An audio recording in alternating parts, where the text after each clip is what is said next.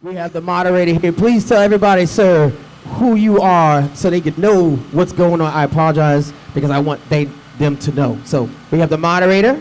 I'm AJ Woodson, editor-in-chief of Black Westchester, host of People Before Politics Radio. All right. And we got two gentlemen here. Give them a round of applause. Give them a round of applause. That is deep in itself, you know? All right. Then we got this young gentleman right here. Yes, with the Adidas. I'm Bones Malone, writer, actor, film producer, and resident of Mount Vernon. Proud to be here. Give him a round of applause. And then we have the artiste. The artiste. I see some of his work in plenty of places. This is the man right here. Please give this young guy a round of applause. Let him say his name. All right. The full government, Andre Leroy Davis, born and raised in Brooklyn. Still trying to stay in Brooklyn, which is getting more difficult. Artist, writer, teacher, curator, tap dancer, more or less whatever. I'm still tapping for you, brother. I'm still learning. I'm still learning. Give him a round of applause, people. With the Shaolin style, Brooklyn. Oh, yeah. All right. So, gentlemen, I'm going to let you continue from here. I am not worthy. Back up slowly.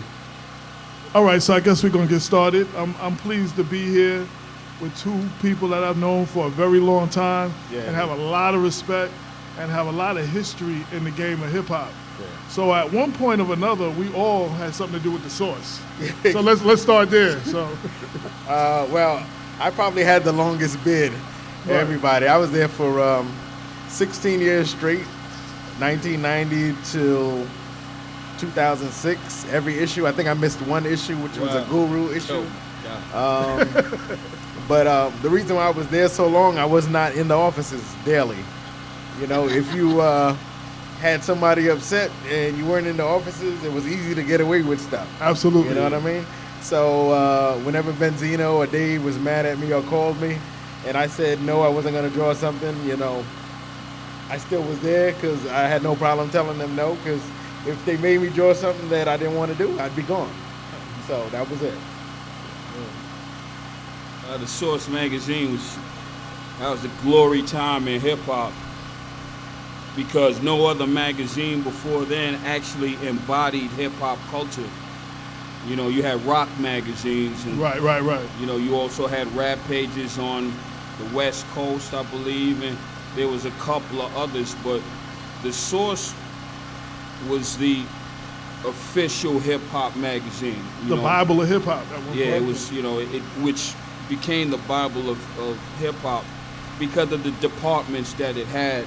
Yeah. And at the time that it came out, you know, the magazine through Dave Mays and John Schechter and two others were already in publication in Harvard.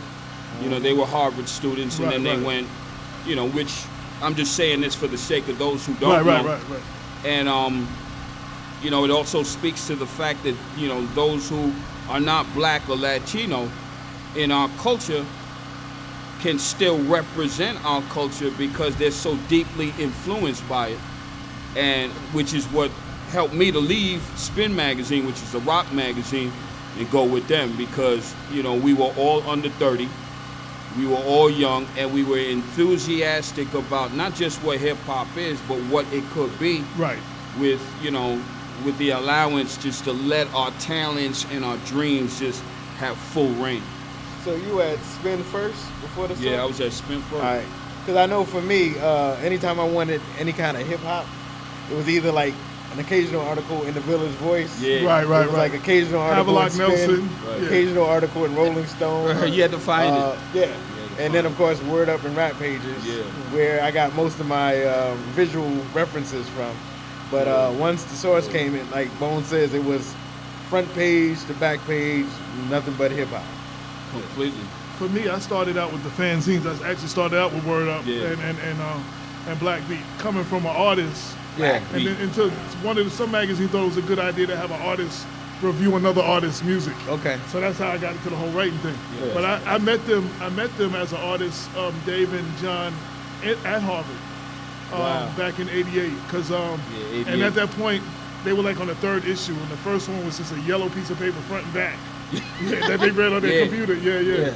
before it even went to. Yeah, so I mean, I got to know them then, and then when they told me when they came to New York. So Yeah. yes.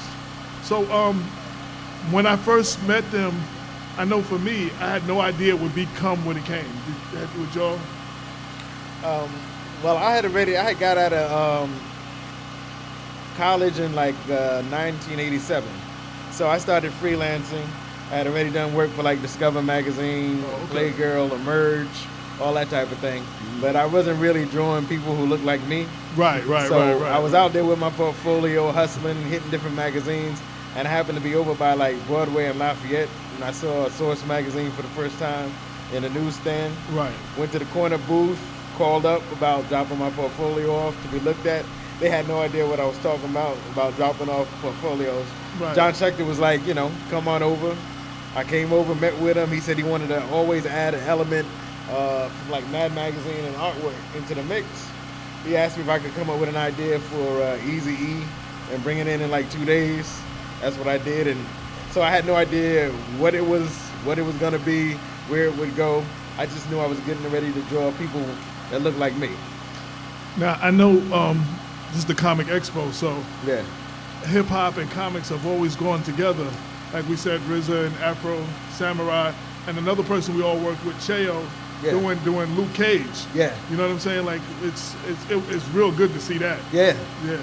Just the history and the foundation. It just comes from pure love of hip hop and comics. Like Bones and I were talking about earlier, it was not something that was created. It was just a natural love of comic books and a natural love of hip hop.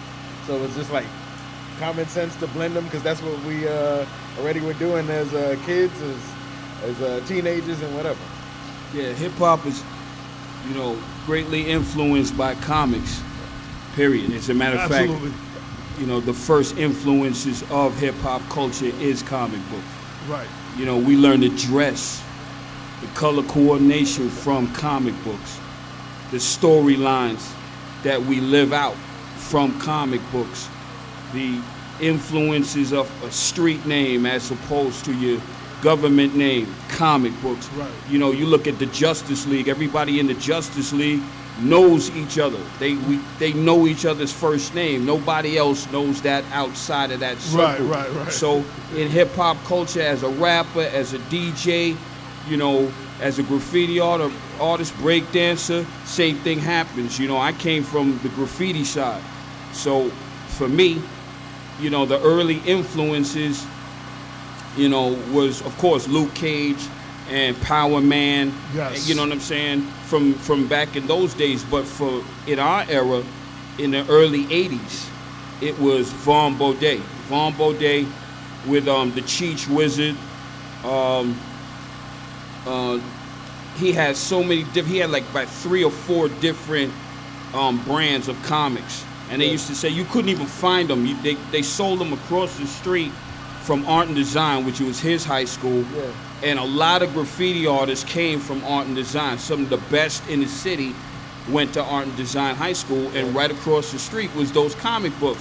So you started to see those comics show up on the trains in, right after Wild Style. Like it's right after Wild Style, it just blew up. Graffiti went into its like second or third stage for our generation.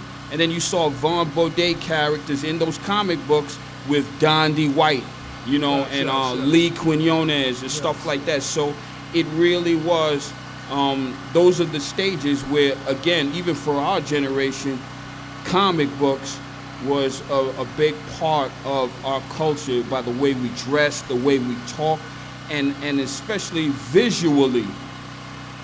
It was artistic, the style of hip-hop culture greatly influenced by comics. Yeah, definitely comic books and just cartoons and characters in general. Right. Just a part of it, because as Bones said, I went to the High School of Art and Design, and just in those 4 years that I was there was just the 4 elements of hip-hop. I mean, Fable was in my graduating class. Okay. 2 years before me was the Mighty Shirt Kings. They were in there. Wow. I was in biology class with MCT from Mantronics. Yeah. So it was just normal flow of hip hop and cartoon and artwork combining. Now, what influenced you to do what you do now? I know a couple of things for me.